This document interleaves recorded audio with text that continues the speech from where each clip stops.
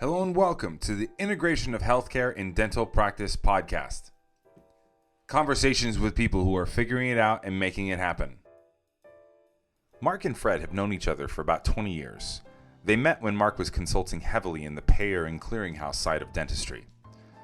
Fred is a very experienced dental insurance healthcare benefits executive with a demonstrated history of knowledge and success in the healthcare industry.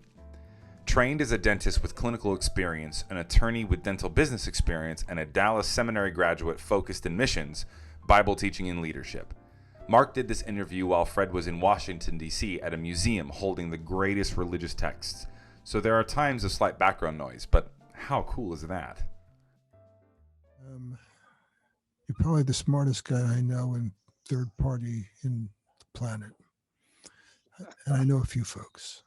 But you know you're a thinker, and you also keep abreast of where things are going. You called United Concordia's acquisition of dental practice the disaster before it was a disaster. So there are things that you can see, and I think that's wisdom. The conversation I want to have, and is being recorded, and if it's at all good, I'd really like to talk about where you see Medicare and dental in the future. Medicare? Yeah, not Medicaid, because I know you're the one who taught me about state and Medicaid, and it's different. And Right. Medicare, now that the government has moved to the Democrats, I think I would say, I don't know about highly likely, but possible that the idea of Medicare adding dental benefits will be revisited. The prohibition that I would see in the last administration would primarily be cost. I think there's enough science and enough epidemiology involved that the government should be considering a basic Medicare dental benefit. And of course, Lynn Mountain, who was the former dental director for CMS, worked with us at Guardian, and he believed that it was coming, firmly believed it was coming. And like I say, I think that the prohibition initially would have been money, but with the current expenditures in the trillions of dollars, this isn't in that realm. I mean, the idea of putting a dental benefit within Medicare is, I don't know, roughly probably in the low billions of dollars, maybe high hundreds of millions. But the way numbers are being thrown around today, I don't think that's a particular limit. Okay. So I think it's realistic that the next question would be, what would a benefit look like in Medicare? Initially my thinking had been it was preventive plus a few coverages. With the current environment, there might be something that would approximate a full-blown dental coverage. Maybe more limited on the sophisticated restorative side, maybe not covering lots of bridge work or implants, but covering basic necessities. There's a couple of realities that I've seen in my history. One is, I don't think most people, even in the industry, have a good grip on the edentulous frequency in Americans. And it varies widely, of course, by geographics. When I was working on a program within Medicaid to provide a dental benefit for a group, I was trying to determine what that was. You just can't find statistics that make a whole lot of sense about what is our true edentulousness in the population. I can tell you from what I found, it ranges, and this is all realm of full and partially edentulous, not people with their third molars out, but people missing at least a reasonable number of teeth in one or both arches. The low end is probably in the teens of the population in places like Connecticut, and in the 30s, not quite 40% in places like West Virginia, South Carolina, etc. So I think that would be part of the conversation, would be providing, removable prosthetics as part of the benefit. I would argue that it makes a lot of sense. People need to eat properly, and that's the most straightforward way to replace missing teeth. And on the flip side, as our population of us boomers age and have had dental care, I think that the edentulousness is probably going to decrease, and the basic preventive diagnostic services would be most useful. So, I have a couple questions, because I like to ask you hard questions. Sure, go for it. What impact do you think, when Medicare is engaged as a benefit, its impact will have in two areas: one on the existing dental insurers, and then the second is on a dental practice? So I think for historic comparisons, what you have to do is look at what happened with the expansion of Medicaid and what the government decided as to who should be involved, especially as you look at the aspect of dual eligibles. When you talk about duals, the government was faced with trying to figure out how to deal effectively with benefits for duals. And of course, Medicaid is always secondary, or it's the last resort. So they had to figure out how to deal with Medicare and Medicaid put together. When they did that, they started looking at the efficiency and the cost benefit in comparing Medicare plans with Medicaid plans. And lo and behold, the Medicaid plans were much more cost effective. So when you look at where the duals went, essentially the dual contracts that went out went to Medicaid companies because they had proven that they were more cost effective, and that's always one of the factors for the government. So, and as we look at this, how are they going to do this? I think that realistically, you're going to see the Medicaid style programs being the basis for Medicare dental programs. What does that mean for dentists? In general, under Medicaid, depending on the state, there's a range of, say, 20% of the general Medicaid or dental population, 20% of the dentists in a given state, up to maybe 35%. Connecticut might be higher, but they've got a very rich Medicaid dental benefit. Programs like were experimented with in Michigan using a full-blown Delta dental network proved that you could really increase the utilization among Medicaid recipients, but it only cost 3 times more than what they were paying before they implemented the full-on Delta dental style network.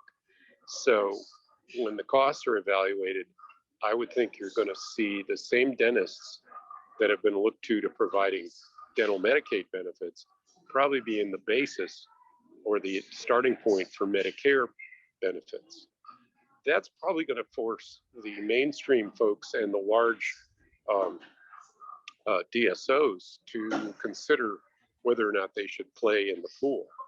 And I've seen a bunch of different solutions to that.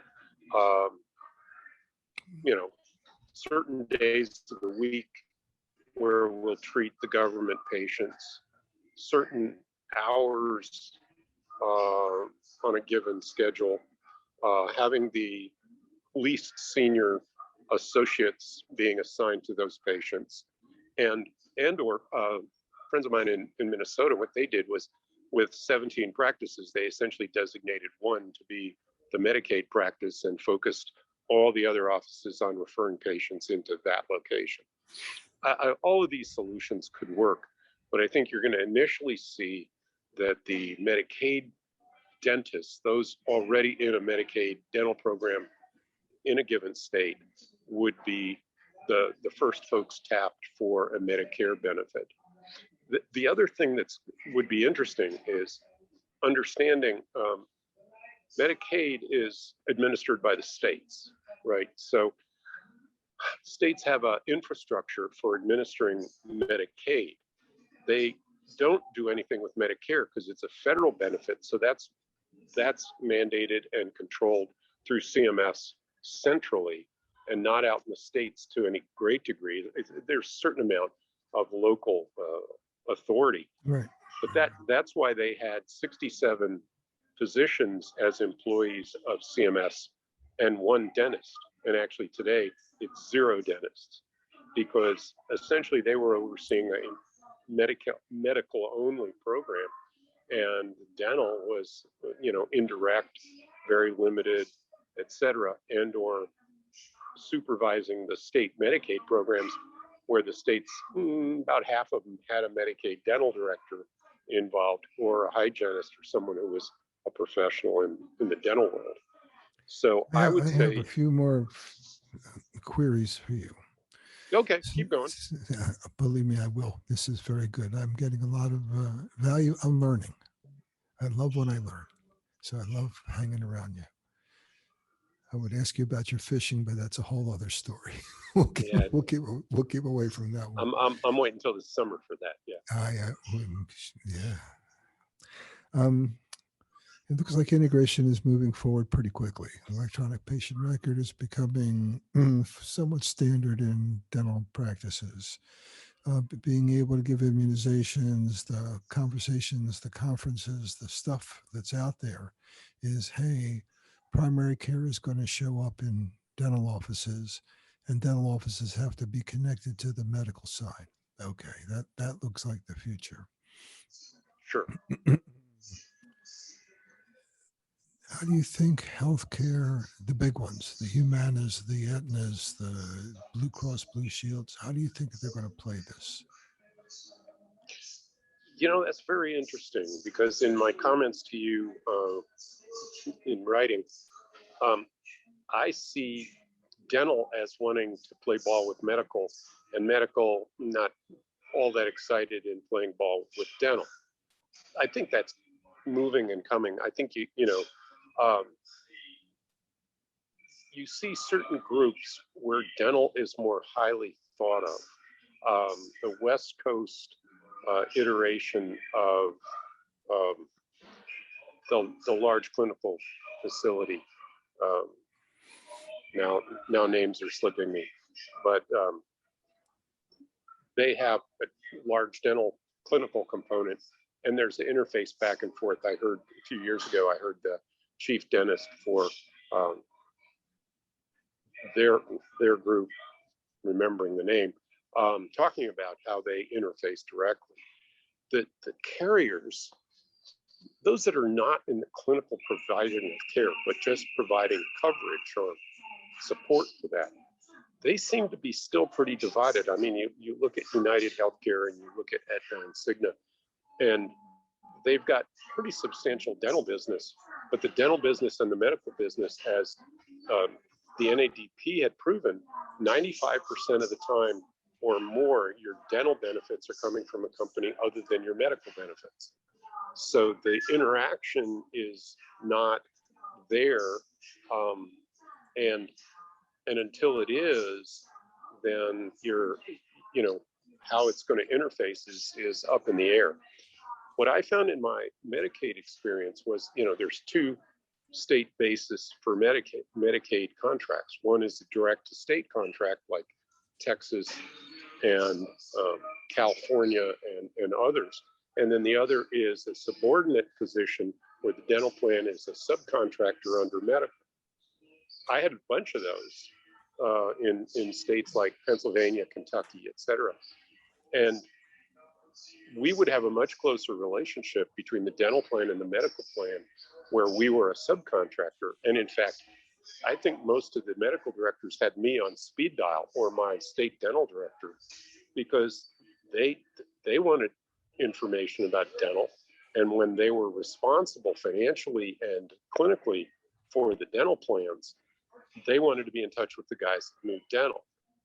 A simple example of that was when we went into Kentucky, we found that a number of the dental benefits had been shifted by the state Medicaid program over to medical, like oral surgery procedures, because of a financial issue and the unwillingness of the state to open up their statutes, because they'd have to go to the legislature. So I went to the medical director on our plan at that time and said, hey, these benefits are dental. You've got physicians that are reviewing claims and issues, and they won't know what they're looking at. I've got doctors who are dentists who will know what they're looking at. How about we move those back? Since you're getting paid for both dental and medical under a combined contract, why don't you give them back to me, and I'll do it right and won't confuse your physicians. And she agreed. She said, hey, that makes a lot of sense. And the impact of that, which was interesting, was the oral surgeons had been very frustrated in Kentucky by this whole program. And they were claiming, they had differing results as far as getting paid by the medical plans. And they had to send 2 bills for a simple, third molar case and things like that. So we took over from another competitor, another Medicaid administrator competitor. And when we took over, I looked to see how many oral surgeons they had in the state of Kentucky. And they had somewhere in the high teens, like 18, 19 oral surgeons for the entire state. I had 67 because I had done this thing with the claims. And so the oral surgeons could put a claim through entirely through the dental plan. And so they told their buddies. And my oral surgery network was 3 times or more what the other folks were, because they didn't change. So I think that illustrates the idea that the impact of having a close relationship is going to make a lot of sense. The question then is, how is the government going to do that? Are they going to do it with Medicare, like what we call carve-in states for Medicaid? Or are they going to do it as however the contract the contractor decides they'll do with dental? I know this is a strange question. So Medicare fees have an impact throughout the medical industry, and the third parties adjust their fees based on Medicare changes. Yeah, they're kind of the standard of fee, right, like a standard of care. Standard of fees. Do you think the same would be true in dentistry? I don't really. The disparity between the usual fees, whatever we call usual and customary, or however they want to describe that, the commonly used fees in dental are so disparate between the fee dentistry, the insurance dentistry, compared to the Medicaid dentistry, that I think you'd have a bit of resistance, a lot of resistance among the dentists. Okay. Yeah, a bit of like howling and screaming. Remember, we're on recording here, so be careful. Yeah. All So right. I think that it won't become a standard fee, but I think that the government will look to using fees similar to Medicaid if they march into Medicare with them. So that's what they'll use as their platform to figure it out. That's last question. Sure. You're doing great. Where are you at? I hear the voices in the background. I'm at the Museum of the Bible. Museum, so that there's a speaker or something? There's speakers going on. Yeah, I'm on the 4th level, and it's the history of the development of the Bible. There's all kinds of exhibits I just went through about the King James Bible, and the standardization of the Christian Bible, the Torah, all that kind of stuff. It's very interesting. It's not just Christian. It's Christian and Jewish. It's not. It's human being. Every religion that I have put my feet into whatever degree. And the same thing with many of what the work is in terms of spiritual growth. All seem to have the common theme, they're just said differently. Yeah. And so it's just part of the way it is. So do you think this is going to come to a capitated environment? That's a really good question, Mark, because actually there are some states where the Medicaid program prohibits capitation, like Arizona. And I don't see it as having become wildly popular. And in fact, in some instances, it seems to have been used as a penalty.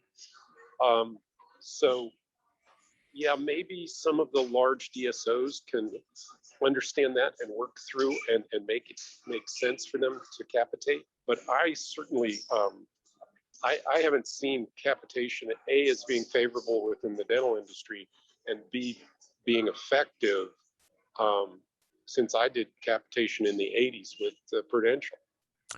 The other next question. So this value-based care, this pay for performance conversation that's happening in these larger third parties, how would they go about figuring it out for dentistry if it really became value-based? If you want to go for true value-based care in any kind of health situation, you have to have diagnostic codes. And the diagnostic codes in dental, although they've been discussed and kicked around and dental schools are using them, I don't see the widespread usage yet.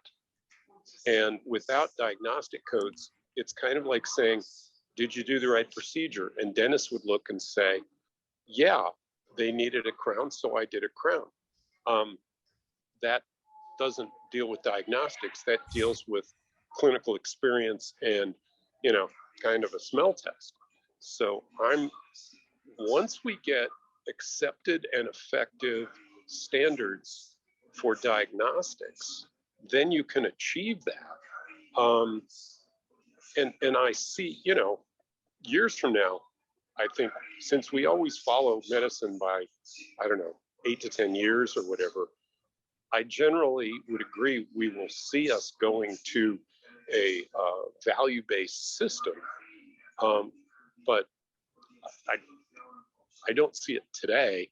I see it as potential today and moving that way. A large percentage of care is delivered through pharmaceuticals, and that works for telemedicine along with other diagnostics. It's pretty tough to diagnose decay over a screen. You and I both know that. So the dental programs, in my mind, become an ask a doc. Oh, I have this hurting. Let's take a look at it. Oh, yeah, you need to go to a dentist and tell them XYZ. So I think that's going to be the limitation on teledentistry compared to telemedicine. But of course, people want answers when they're hurting, and having an available dentist that gets on the phone or the screen like you and I are doing, can solve some people's at least anxiety about it. And particularly with the ER, there's very few networks that take, ER patients. So this is going to be interesting. So this is the last question because we're running out of time. Do you think Medicare will open access at all to, since 71 million people don't have access to a dentist? Give me a further idea on what you mean by access. The idea that we need more dental. I go to the ER, I have things, they give me pain meds, I call a dentist, they don't want to see me for 3 weeks, because I'm that kind of patient, or, 71 million people don't have access to a dentist mostly because of cost and availability and access. Do you think Medicare will help? Kind of, how will it help? Well, the first thing I'd say is if Medicare goes that way, you're going to see every FQHC in the nation expand their dental component. And they're more or less bound to provide care for government programs because the government has subsidized the development of their facilities. So I would say, number one, that's going to be a focal point. I've seen the dental schools, especially like AT Sill, looking for dentists that are going to be community minded rather than just regularly looking at big, profit minded. So I see a movement to some degree going that way, and the FQs, if they get more efficient, could solve at least some of what you're talking about.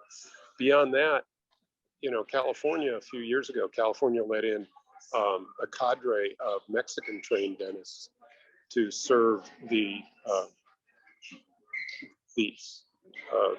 migrant population coming into California from Mexico to work in the agricultural world. And you might see more leniency on boards allowing more foreign trained dentists to come in. Right now, if you're a foreign trained dentist, you get to do 2 years of dental school in this country in order to qualify. Some of the dental schools have a goodly number of internationally trained dentists going through the 2 years in our schools. But there's an imbalance there for a number of reasons, cost being a big one, and the number of dentists. Dentists are, I think at this point, dentists are retiring probably faster than the need is being met. And understand, I graduated from dental school in 77, and my understanding was that the peak in that generation, the peak of dentists graduating from dental school in numbers was in 78. And the numbers that were graduated in 78 was only met again in 2017. So we had a big dip in the number of graduating dentists that finally built back up with the advent of new dental schools like Nova Southeastern and 2 schools in Utah and AT Still and Midwestern, et cetera. But that's only recently come about. So when you look at the last peak, those are the folks that are in my class, and they're all retiring. So we're going into the valley on a graph. We're going into the valley of senior dentists where the numbers drop down from, I want to say something like 5,800 per year down to 3,800 per year. And then with the COVID and financial issues, et cetera, I think we're probably losing dentists faster than we're replacing them. So those issues can be interesting. Yeah. You did great, man. Out of the blue. So what I'll do with this is you speak articulately. That's not the way to say it. Your speaking is precise and understandable. So that's really helpful to the people who are going to be listening to and watching this. You addressed everything that I was in question about, as you usually do. So I want to thank you for doing that. That was pretty cool. I think people will learn a lot out of this conversation about where to look into the future, where it's going. And there's no one I know better to look at the future of third party than Fred Sharpe. So I just want to thank you for your time. You're welcome. You did a great job. And where you're at, I hope it's touching you where it needs to touch you. It's fascinating, and the one thing for you it would be, there's a place in Israel. There's a place in Israel. It's a Jewish memorial, and you go in there, and it's it has Holocaust stuff and it has other stuff, but it's just museum. And then there's a whole section. It's the Bob Dylan section. So it's like, okay, now I know why. It's great to. It's great. I've been to Yad Vashem. Oh, okay. Yeah, All yeah. right, buddy. I lived Appreciate it. in Israel when I was in college. So you got to run. We'll talk Thank you. again, Mark. Yes, we will. You, Thank you so much for your time. Appreciate it. Be well. you take care. Thank you so much for listening. This is the Integration of Healthcare and Dental Practice podcast. If you like what you heard here and you'd like to know more, please visit our website at www.dentalintegrationconference.com. That address, once again, is www.dentalintegrationconference.com. Have a nice rest of your day. Talk to you soon.